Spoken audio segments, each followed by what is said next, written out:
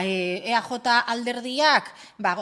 talde hori, alderdi sozialista gobernuan sartu bazuen, udalbatzan gehiengoa bakarrik izateko izan zela, ez? Hori alde batetik,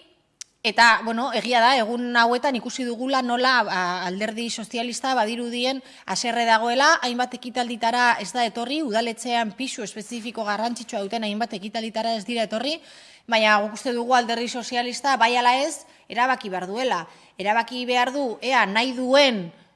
gobernu honetan jarraitu non bere iritziak ez diren kontutan hartzen eta non beraiek planteatzen dituzten gauza guztiak betoa jasan dezakete alkatearen partetik edo bestelako Bilbo baten alde lanean jarraitu nahi duen eta ideia guztiak eztabaidatu ahal izango diren udaletxe baten alde borrokatuko duen inongo betorik gabekoak.